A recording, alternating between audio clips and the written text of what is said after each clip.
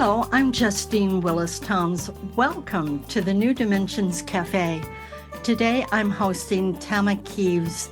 She's a teacher and workshop leader and author of many books, including Learning to Trust Yourself, Breaking Through the Blocks That Hold You Back. I'm speaking with Tama at her home by remote connection. Tama, welcome to the New Dimensions Cafe. I'm thrilled to be here. I am thrilled to have you. You know, in these turbulent times when so much noise is going on, you teach the importance of overcoming self-doubt by trusting the voice of our inner genius. I love it, our inner genius. What do you mean by the voice of our inner genius?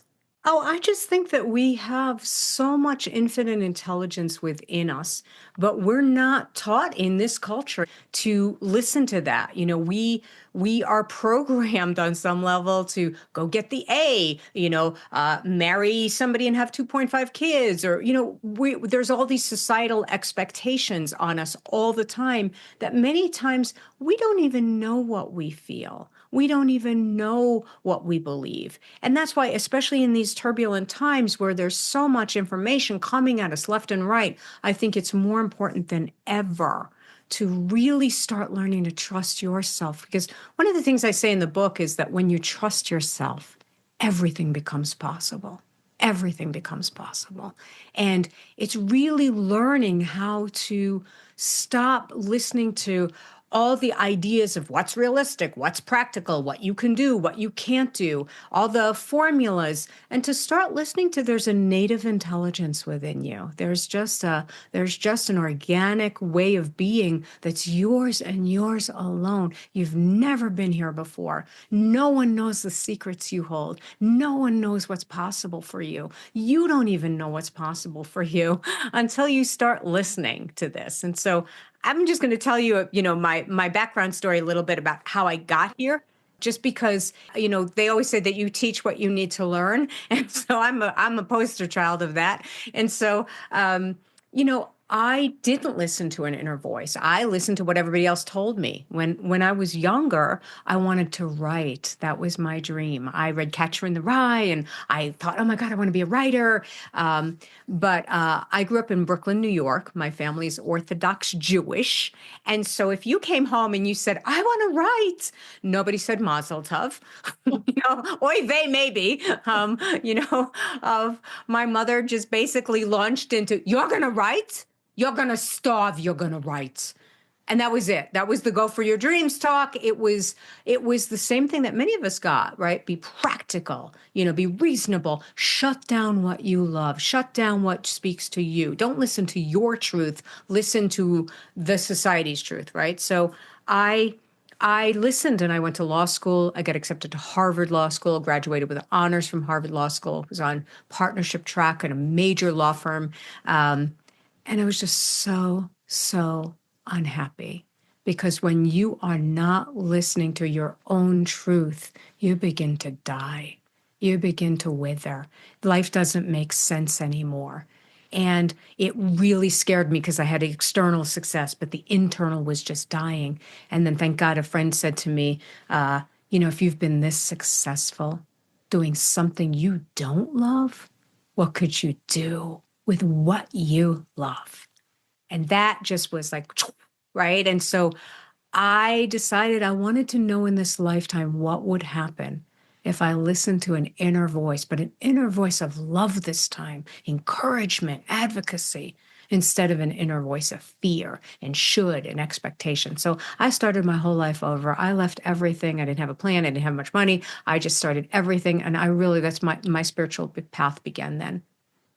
I was just wondering, when you talk about that inner voice and you talk about, trusting it, there are two inner voices. One is that voice that really is going into that intuition that's fearless with possibility, that is a connection to a mysterious good. And then there's this other voice, and this has to do with beliefs that we have created and we compare ourselves with others and we beat ourselves up. And so let's talk about those two different Oh, voices. absolutely. I think the most important thing we will ever do in our lifetime, if you do nothing else in this lifetime, is determine which voice inside yourself to listen to. Because the voice you listen to inside yourself determines your entire life. If you are listening to fear, and I use fear from a Course in Miracles point of view, a spiritual study that I teach Course in Miracles, and they say fear or love, and fear doesn't just mean terror, and it doesn't just mean apprehension or anxiety. It means anything that's not well-being, right? And anything that's not connected to your love. But I think when you listen to that voice of the shoulds and the expectations or the information, so much information out there, information, right? It creates a world that's different than that quiet knowing, than that softer energy that's not reactive, that's not knee-jerk response, that's a quiet strength, that's an even strength, right? And it's learning how to listen to that, because when I learn how to listen to that loving voice inside myself, I see myself differently. I hold myself differently. I remember that I am not alone, that it's not just me and my smallness and this life and it's big and it's scary. I'm listening to something greater that is in me, but not of me. Right? It's a larger intelligence, whether you call it the universe or God or spirit or who knows, the light. I mean, it has a billion different names, but the love is all the same. And I think it's just really kind of listening to that, of learning how to listen to that voice. And for me, the main way that you learn how to listen to it is you stop listening to the negative voice. You stop listening to any voice ever that is critical of you. Any voice that is making you feel bad about yourself is not your guidance. It's not your guidance. That's not self-inquiry. That's self-doubt. That's not self-awareness. That's self-doubt. And again, these two tracks will take you into completely different lives. That's why I thought it was so important to write Learning to Trust Yourself. I really wanted to help people to start to know in a very real way, because like you said, I teach through stories and honesty and sharing of really how do you start listening to what's so important in you, because you have so much more power than you could possibly imagine if you listen to it. So, what I get is that it's really important where we place our attention, where we focus. This is so important in these times, especially because Mm, there's so much that wants to distract us and tell us about how it's not working.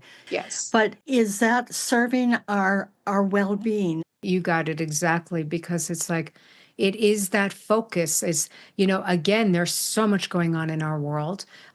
And I think it's demanding at this time, it's commanding us at this time to really utilize our minds and our souls and our love, right? That those of us who've been on a spiritual path and we've been dabbling and we've been doing it, we've been buying our mala beads or whatever else, right? It's time now to be the warriors that we were meant to be. It's time now to be the mavericks that we came in here to be.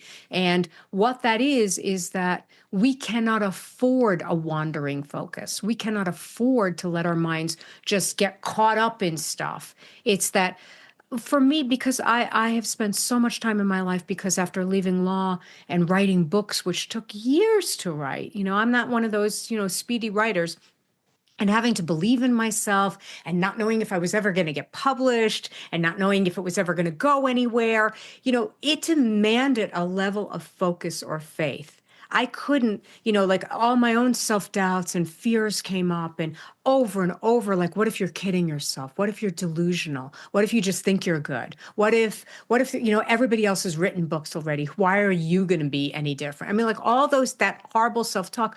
I had to learn how to militantly and vigilantly learn how to listen to something else inside me that empowered me, that said, in my lifetime, if I do nothing else, I want to encourage myself. I want to hit my potential. I want to hit my note, or I want to die trying. I may not hit it, but I'm going to die trying. I'm going to be on my path today. And so I know that focus was the most important thing I could work on. You mentioned earlier that you really wanted to be a writer early on, and your parents said, "Oh, no, you can't. You'll starve to death." And I too wanted to be a writer, and it took me a long, long, long, long time to actually write anything. And I finally wrote something from my own experience, and I sent it off to a friend of mine who was an English major.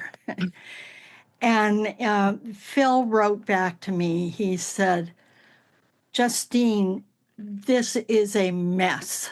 He said, Oh, your oh. punctuation is all wrong. You're dangling participles or whatever it was. It was just a mess." He said, "However, Mm, it is coming from such deep authenticity.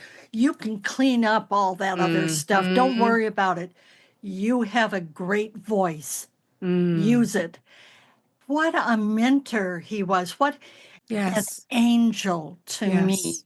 I do a lot of work with that with clients of like looking for your benefactors and looking for the messengers, because I had a belief in me that kept saying like, "Oh, I don't have support in life. Other people get support in life and I don't have support."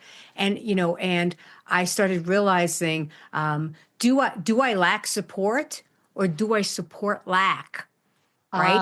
Ah, Like that focus, right? Like, do I lack support, or do I support lack? And do I focus on lack? And so I really had to start looking at, if I wanted to start feeling empowered, I really had to start looking at all the support I did have. And we all have these messengers that came into our lives, and I even simple things like somebody at a 7-Eleven who gave you a free cup of coffee, they supported you at that moment. Like really learning to train your mind to focus on certain things so that you start realizing, wow, I'm always being supported. And then you can start trusting that more, and you can start embodying that more. And to your point, Justine, it was so beautiful that the right mentor, the right message would empower that potential that was in you. The wrong mentor would have discouraged it. And most of us are having rotten mentors inside ourselves instead of phenomenal mentors that say, "You got this. And if you don't, you'll learn what you need to learn, but keep going." So I love that story. Thank oh, you. thank you. Thank you. And I'd just like to go out with something that you have written. You said, "There is a secret river within us, a current of deep knowing brilliance, an energy sourced in limitlessness."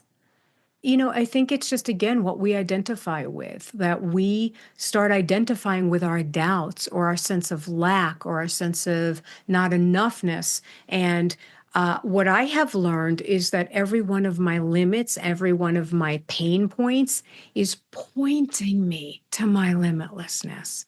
It's pointing me, it's the catalyst. It hurts because it's not true. It hurts because it's not true. Every time I tell myself I'm not creative, I can't do it.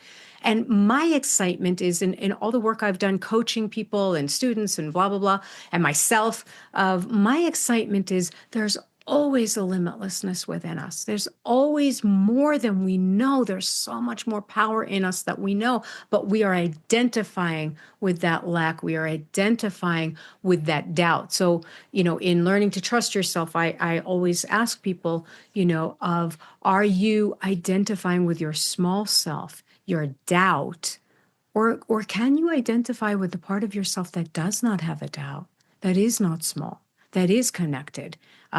And again, you'll hit that limitlessness when you pursue something you love. When you chase something you love, or you open up to something creative, or you listen to that hunch, that little instinct inside you, that's what's going to open you up to this reservoir. And we need you in these times. So I hope you listen to it.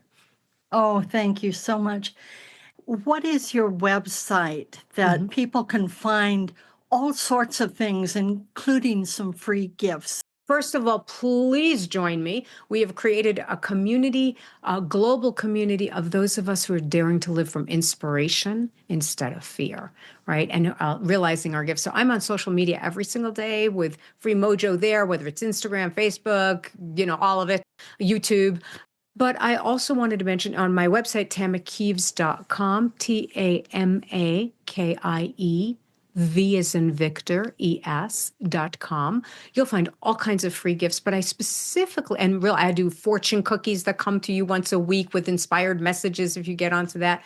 But I really, really want to encourage you. I have a free gift for this community because it's so important in these times, so important right now to learn how to listen to this love.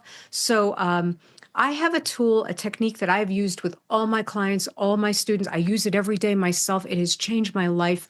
I've called it my best tool. And it really helps you undo fear right now and learn to trust yourself. It's really fun. It's a video I created. It's fun. It walks you through it. People love it.